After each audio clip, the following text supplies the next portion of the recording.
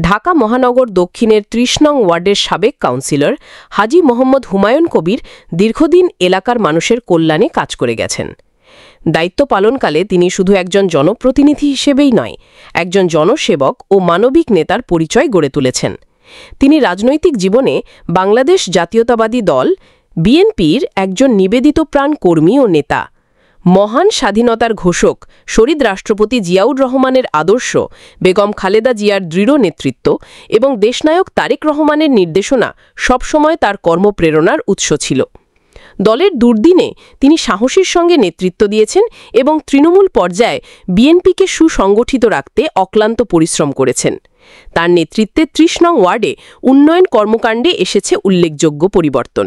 রাস্তাঘাট পাকা করা, ড্রেনেজ ব্যবস্থার আধুনিকায়ন, পরিষ্কার পরিচ্ছন্নতার ব্যবস্থা নিশ্চিত করা, স্ট্রিট লাইট স্থাপন এবং জলাবদ্ধতা নিরসনে কার্যকর পদক্ষেপ গ্রহণ, এসব ক্ষেত্রেই তিনি ছিলেন সবসময় সক্রিয়।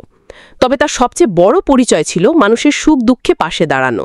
এলাকার অসহায়, দরিদ্র, রোগাক্রান্ত বা বিপদগ্রস্ত মানুষ যখন সাহায্যের জন্য এগিয়ে আসত, হাজী মোহাম্মদ হুমায়ুন কবির তখন নিজের সামর্থ্যের সবটুকু দিয়ে তাদের সহায়তা করতেন।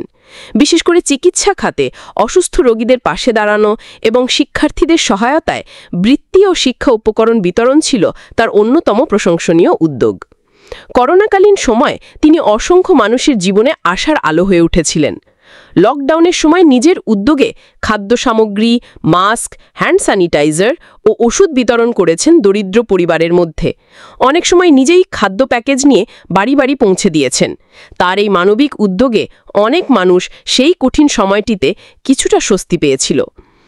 এলাকার প্রবীণরা জানান, হাজী মোহাম্মদ হুমায়ুন কবির সবসময় মানুষের সঙ্গে আন্তরিকভাবে কথা বলতেন, অভিযোগ শুনতেন এবং দ্রুত সমাধানের চেষ্টা করতেন।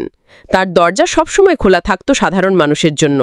রাজনৈতিক পরিচয়ের বাইরে গিয়ে তিনি সবার জন্য সমানভাবে সাহায্যের হাত বাড়িয়ে দিতেন। যুব সমাজকে ইতিবাচক কর্মকাণ্ডে যুক্ত করতে খেলাধুলা, সাংস্কৃতিক অনুষ্ঠান ও সামাজিক উন্নয়নমূলক কর্মসূচির আয়োজন করতেন তিনি। তার এই নেতৃত্বে ৩০ নং ওয়ার্ডের সামাজিক সম্প্রীতি ও ঐক্য বৃদ্ধি পেয়েছিল। মানুষের ভাষায় তিনি শুধু একজন নেতা নন, ছিলেন আমাদের পরিবারের সদস্যের মতো।